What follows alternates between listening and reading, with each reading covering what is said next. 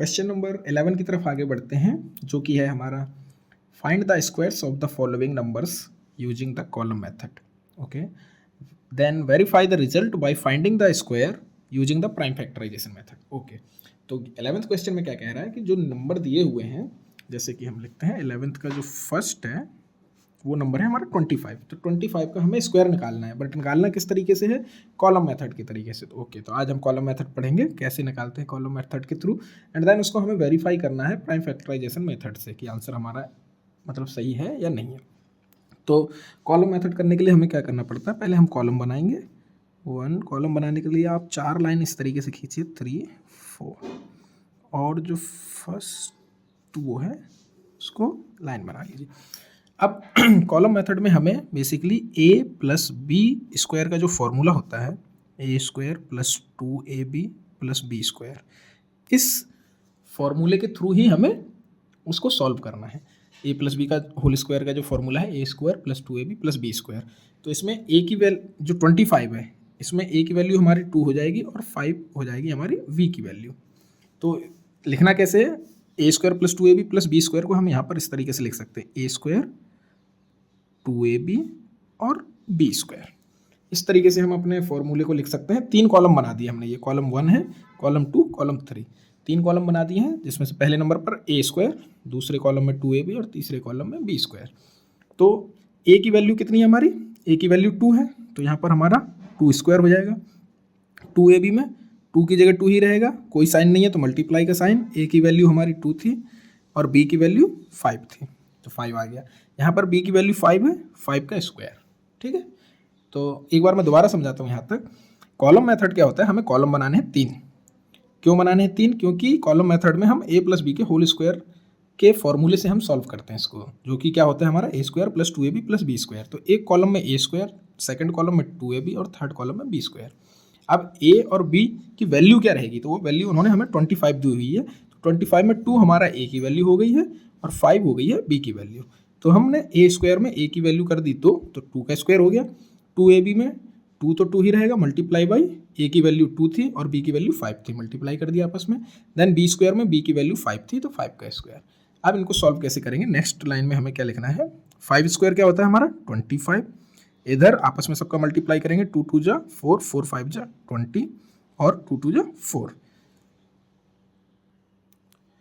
अब हमने इनका मल्टीप्लाई कर लिया है और यहाँ लिख दिया है.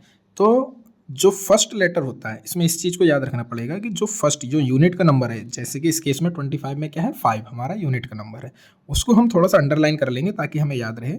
जो टेंस का नंबर है या जो दूसरे नंबर है, उसको हम भेज देंगे सेकंड वाले कॉलम में.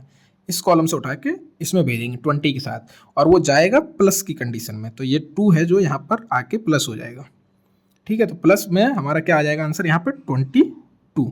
इधर से सिर्फ 5 नीचे आएगा, ये 2 यहाँ पर प्लस प्लस हो गया है, तो 20 प्लस 2 22 बन गया है. अब सेम इसमें 2 नंबर है हमारे पास, वंस और टेंस. तो जो वंस है 2, उसको हम अंडरलाइन कर लेंगे, और जो दूसरा नंबर बचा है, यहाँ पर क्या बचा है? 2, इसको हम मूव कर देंगे थर्ड कॉलम में.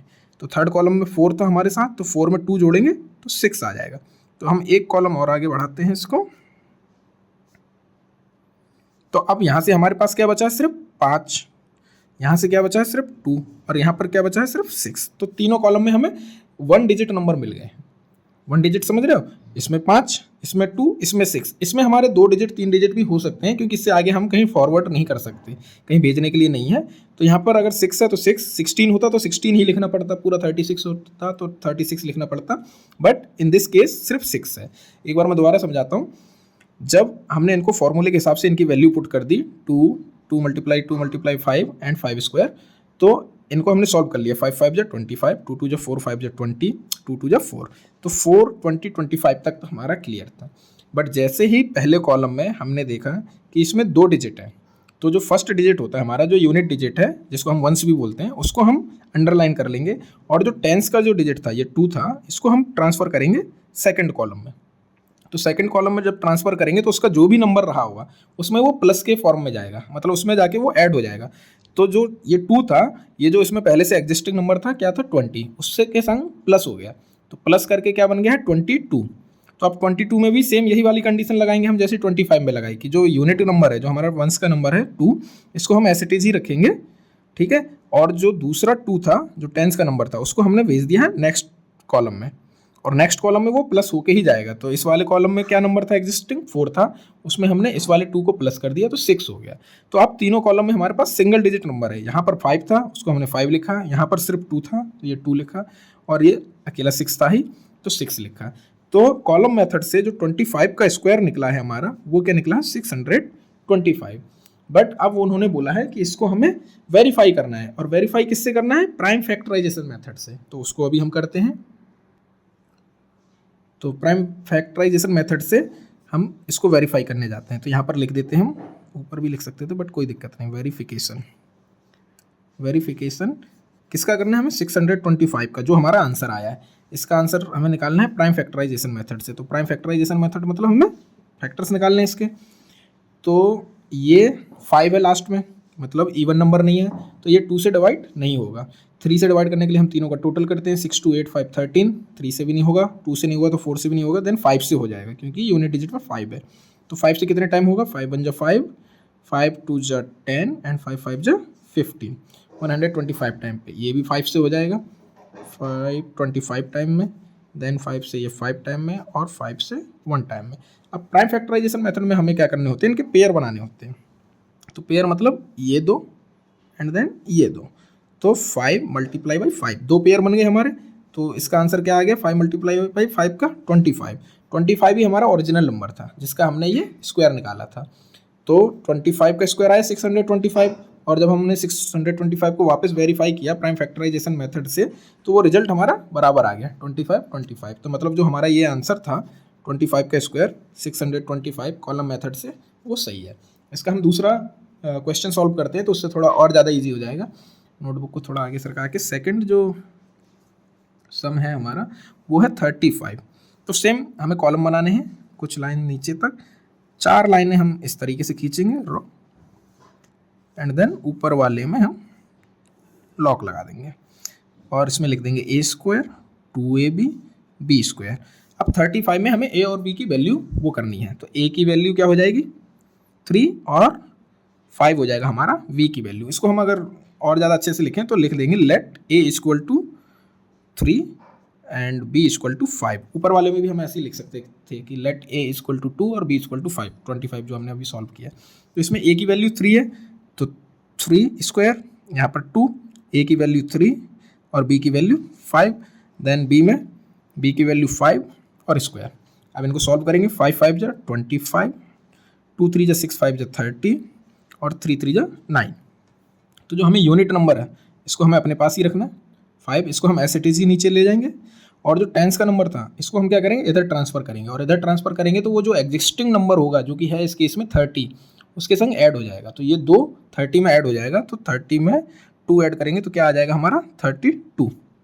ठीक है। अब सेम केस हमें यहाँ पे करना है कि जो यूनिट नंबर है 2 उसको हम ले लेंगे, और जो दूसरा नंबर है टेंस का जो इस केस में 3 है, वो तीसरे कॉलम में चला जाएगा और वहाँ जाके प्लस हो जाएगा। तो 9 में हम 3 प्लस कर देंगे तो हमारा आ जाएगा 12।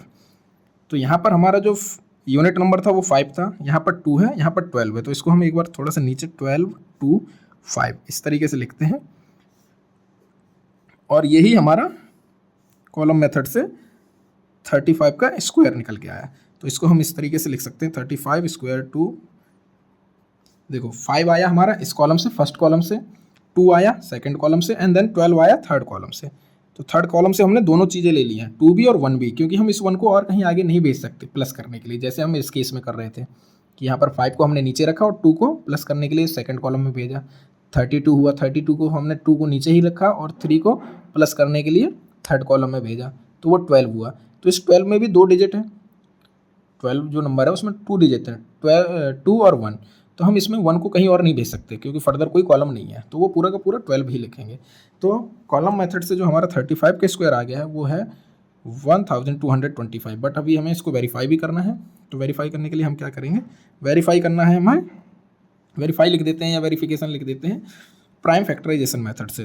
तो 1 2 2 5 इनके फैक्टर्स निकालने हैं। अब 2 से जाएगा नहीं तो 3 से चेक करते हैं, 2 1 3 2 5 5 10, 3 से भी नहीं जाएगा तो डायरेक्ट जाएगा वो 5 से। तो 5 से जाएगा कितने टाइम, 5 2 जा 10, 5 4 जा 20, एंड 5 5 जो 25, 245, देन 5 से अगेन 5 4 जो 20, 5 9 जो 45, फिर 7 से 49 7 से ही जाएगा, 7 7 जो 49 एंड देन अगेन 7 7 जो 1। तो अब ये इसमें हम पेयर बना लेंगे, 5 5 का एक पेयर बन गया और 7 का एक पेयर बन गया। तो ये क्या आ गया हमारा 5 मल्टीप्लाई बाई 7 जो कि क्या हो जाता है 35। तो ओरिजिनल हमारा क्वेश्चन क्या था 35, इसका ही स्क्वायर निकालना था हमें। तो इसका स्क्वायर हमारे जो कॉलम मेथड के हिसाब से क्या आया था 1225। तो इसको हमने जब 1225 को प्राइम फैक्टराइजेशन मेथड से निकाला तो वापस 35 आ गया। तो इसका मतलब हमारा ये आंसर राइट है। तो अब इसके बाद इसका थर्ड सॉल्व करेंगे हम जो कि है 45। पेज पलटते हैं एक बार। तो थर्ड में है हमारा 45। अगर तुम्हें उन दोनों से समझ में आया है तो वीडियो को यहीं पर पॉज करके एक बार अपने हिसाब से करिए उसको, है ना। करना कैसे है, हमें 4 लाइन खींचनी है कॉलम बनाने के लिए, 3 4। ये हमने अपने फॉर्मूले के लिए लिख कर लिया, डब्बा बंद। पहले वाले कॉलम में a स्क्वायर, दूसरे में 2ab और इसमें b स्क्वायर। अब इसमें हमारा a और b क्या है, लेट a इक्वल टू 4 और b इक्वल टू 5। ये हमारा a है और ये हमारा b है, ठीक है। तो a की वैल्यू हमें क्या लिख देनी है 4 स्क्वायर, 2ab में 2 मल्टीप्लाई a की वैल्यू 4 मल्टीप्लाई b की वैल्यू 5 और b की वैल्यू क्या है 5। तो यहाँ पर 5 स्क्वायर हो जाएगा। हमें जस्ट वैल्यू पुट करनी है एंड देन सॉल्व करना है। 5 5 जो 25, 5 4 जो 20, 22 जो 40 और 4 स्क्वायर मतलब 16, 4 इंटू 4 16। अब वापस हमारा वही आता है कि जो यूनिट नंबर है उसको हम ऐसे ही रखेंगे और जो टेंस का नंबर है उसको हम सेकंड वाले में जाके ट्रांसफ़र कर देंगे। तो ट्रांसफ़र करेंगे तो 40 और 2 ऐड होके क्या बन जाएगा हमारा 42। यहाँ पर भी हमें क्या करना है 2 को ऐसे ही रखना है और 4 को यहाँ पर जाके ऐड कर देना है। तो 16 और 4 क्या हो जाएगा 20। तो अब जो हम एक कॉलम और बढ़ा रहे हैं उसमें हमारा क्या हो जाएगा, इसमें जो यूनिट का नंबर था वो क्या था 5, इसमें यूनिट का नंबर क्या था 2 और यहाँ पर टोटल जो होके आया वो आया हमारा 20। तो 45 स्क्वायर का मतलब क्या हो गया 2025, ठीक है। ये हमारा कॉलम मेथड्स के द्वारा आंसर आया है। बट अभी हमें इसको वेरीफाई भी करना है। तो वेरीफाई करने के लिए हम क्या करेंगे, और वेरीफाई करना किससे है प्राइम फैक्टराइजेशन मेथड से, जो कि हमारा 2025 के फैक्टर निकालने से होगा। 2 से इसमें जाएगा नहीं, 3 से 5 2 7 2 9, 3 से जरूर जाएगा। तो 3 से कितने टाइम 3 6 जा 18, 2 कैरी, 3 7 जा 21, 1 कैरी, 3 5 जा 15, 6 7 12 5, 6 7 13 5 18, 6 7 12 नहीं 6 7 13 5 18। तो 18 में भी 3 से जाता है तो मतलब इसमें भी 3 से जाएगा। 3 2 जा 6 एंड 3 2 जा 6, 3 5 जा 15, ओके। 5 2 7 2 9 स्टिल 3 से जाएगा। 3 7 जा 21, 3 5 जा 15, अभी भी 3 से जाएगा 25 टाइम्स। अब 25 3 से नहीं जाएगा, ये जाएगा 5 से 5 टाइम्स और फिर से 5 से 1 टाइम्स। तो इसमें हमारे कितने पेयर बन रहे हैं 1 2 3, ठीक है। 2 पेयर बन रहे हैं हमारे 3 के और 1 पेयर बन रहा है 5 का। तो इसको हम 3 नीचे लिखते हैं, 3 मल्टीप्लाई 3 मल्टीप्लाई 5, 3 3 जा 9, 9 5 जा 45, 45 आया है हमारा इसका सॉल्व करके। तो हमारा क्वेश्चन क्या था 45 ही था। 45 का स्क्वायर हमने अपने कॉलम मेथड से निकाला 2025। देन इसको जब वेरीफाई किया वापस तो हमारा आंसर 45 आ गया। तो मतलब वेरिफिकेशन में वही आ गया। तो इसका मतलब ये सही है। मैथ में सबसे अच्छी चीज़ यही है कि आप वेरीफाई कर सकते हो, आप पता कर सकते हो कि आपका ये जो आंसर आया है ये सही है या नहीं है। तो इस केस में हमारा 2025 था जो कि सही है, वेरीफाई हो गया।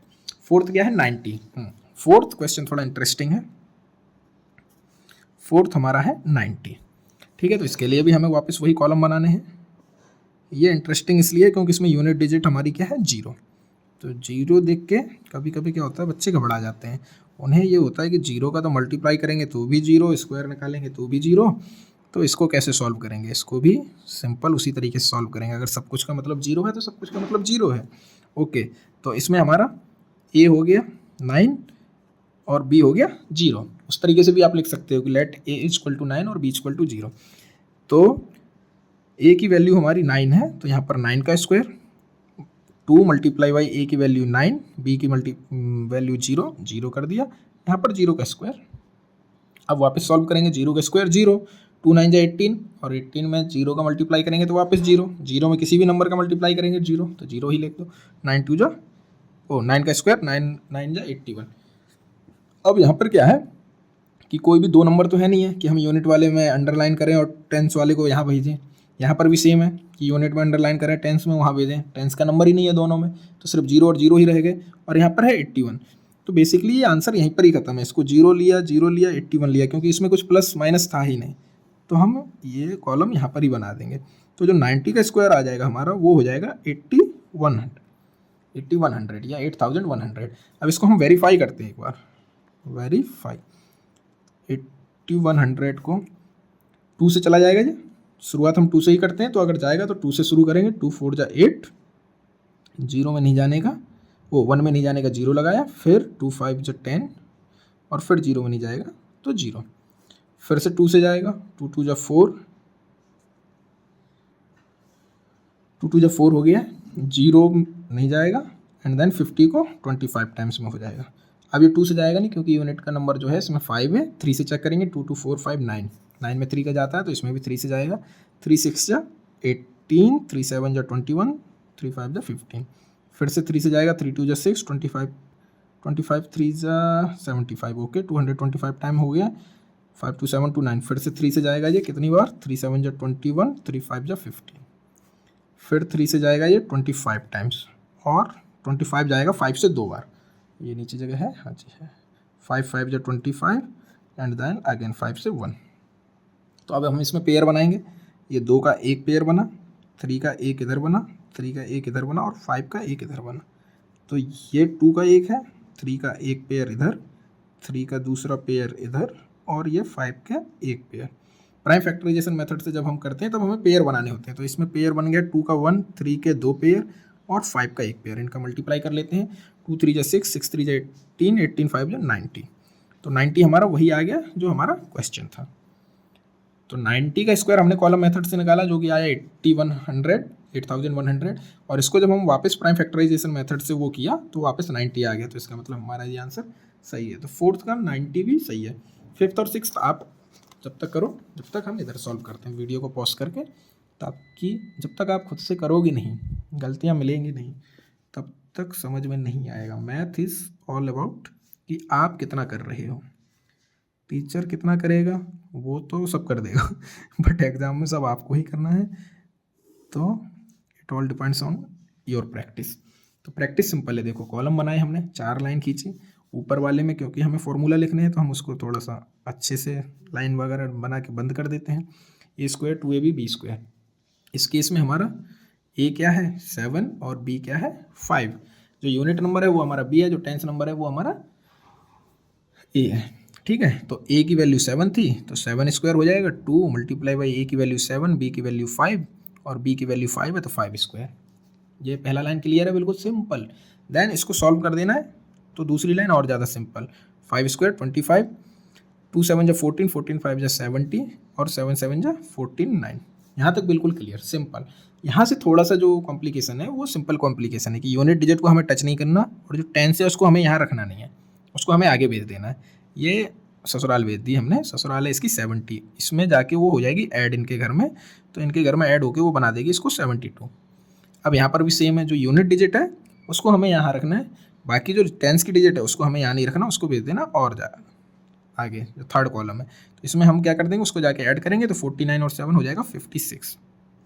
तो अब तीनों कॉलम से हमें क्या करने हैं, जो रेस्पेक्टिव नंबर जो बचे हुए हैं हमें उनको लेना है। तो यहाँ पर क्या था हमारा सिर्फ 5, इधर से 2 और यहाँ पर 56। अब देखो इस केस में हमने क्या किया था, क्योंकि दो डिजिट थे 25 में 2 एंड 5, हमने 5 को कीप किया, 2 को आगे भेजा, 2 ऐड होके 70 में 72 बना। यहाँ पर भी हमने 2 को कीप किया, 7 को आगे भेजा, 7 को जब 49 में ऐड किया तो 56 बना। तो यहाँ पर हम सिर्फ 6 को कीप करके 5 को आगे क्यों नहीं भेज रहे, क्योंकि आगे कोई कॉलम ही नहीं है इसलिए नहीं भेज रहे। तो अगर कभी ये क्वेश्चन आए कि इसको आगे क्यों नहीं भेजा 5 को, यहाँ पे सिर्फ 6 क्यों नहीं रखा, क्योंकि आगे कोई कॉलम है ही नहीं, तो ये पूरे का पूरा ही नंबर रहेगा, जैसा कि मैंने सबसे पहले क्वेश्चन बताया था। तो ये हो गया हमारा 5625 75 का स्क्वायर, 5625। बट इसके आगे भी हमें एक चीज़ करनी है और वो है वेरीफाई। तो वेरीफाई करना है 5625 को प्राइम फैक्टराइजेशन मेथड से। तो 2 से वो जाएगा नहीं, 3 से चेक करते, 5 6 11 2 13 5 18, 3 से जरूर जाएगा, 3 1 जा 3 2 3 8 जा 24 2 3 7 जा 21 और 3 5 जा 15, देन अगेन 3 से जाएगा, 3 6 जा 18 3 2 जा 6 और 3 5 जा 15, 5 2 7 6 13। अब 3 से नहीं जाएगा, अब ये जाएगा 5 से, 5 1 जा 5 5 2 जा 10 5 5 जा 15। अब 5 से जाएगा 25 टाइम्स, देन 5 से 25 जाएगा 5 टाइम्स और 5 से 5 जाएगा 1 टाइम्स। तो इसमें हम देखेंगे कितने पेयर बन रहे हैं। देखो 3 का एक बन रहा है, 5 का इधर एक बन गया और इधर एक बन गया। पेयर बनना है मतलब जोड़े, तो 3 और 3 एक जोड़ा बन गया, 5 और 5 एक जोड़ा इधर और 5 और 5 एक जोड़ा इधर। तो इनका मल्टीप्लाई करो, 3 मल्टीप्लाई बाई 5, दूसरा 3 नहीं है इसमें, 5 2 टाइम्स है। तो कितना आ गया आंसर हमारा, 3 5 जा 15 15 5 जा 75। तो 75 भी क्या हमारा नंबर था, यस 75 का ही स्क्वायर हमने निकाला था, जो कि हमारा आया था 5625। और फिर जब वापस हमने उसको प्राइम फैक्टराइजेशन मेथड से वेरीफाई किया तो 75 सॉल्व हो गया। लास्ट क्वेश्चन क्या है, 53। चलो थोड़ा सा अलग आया, क्योंकि इस वाले जो 11th क्वेश्चन था उसमें सारे ही जो भी हमने सम करने थे वो सबके लास्ट में ऑलमोस्ट 5 था, सिर्फ 90 को छोड़ के। तो अब थोड़ा सा फॉर अ चेंज उन्होंने 53 दिया है, जिसमें जो यूनिट डिजिट है वो 3 है, 5 नहीं है। ओके, सो हमें क्या करना है, लेट ए इक्वल टू 5 और b इक्वल टू 3 कर लेना है, कॉलम बना लेना है 1 2 3 4। ये इसको सजा लेना है थोड़ा सा, a स्क्वायर 2ab ये लिखना जरूरी है, b स्क्वायर, ठीक है। a की वैल्यू क्या है हमारी 5, स्क्वायर लगा दिया, 2 a की वैल्यू 5 b की वैल्यू 3 और b की वैल्यू 3 स्क्वायर, ठीक। पहली लाइन बिल्कुल क्लियर, सेकंड लाइन बिल्कुल क्लियर, सबका आपस में सॉल्व करके रखो, 2 5 जा 10 3 30 और 5 5 जा 25, यहाँ तक क्लियर है। ये अगर हम इसको फर्स्ट स्टेप मान लें अपना, इसको सेकंड स्टेप, तो बिल्कुल क्लियर है। थर्ड स्टेप भी हमारा इसमें क्लियर है, क्योंकि इसमें सिर्फ यूनिटी डिजिट है 9, टेंस डिजिट है नहीं। अगर टेंस होती तो यहाँ से हम ट्रांसफ़र करके इसमें ऐड करते हैं, इसके इसमें 9 के अलावा और कुछ नहीं है। तो आगे बढ़ जाएंगे हम 30 में, 30 में हम 0 को रखेंगे, 3 को आगे भेजेंगे। आगे भेजना कहाँ है हमें भेजना 25 में, 25 में 3 को ऐड कर देंगे तो 28 हो जाएगा।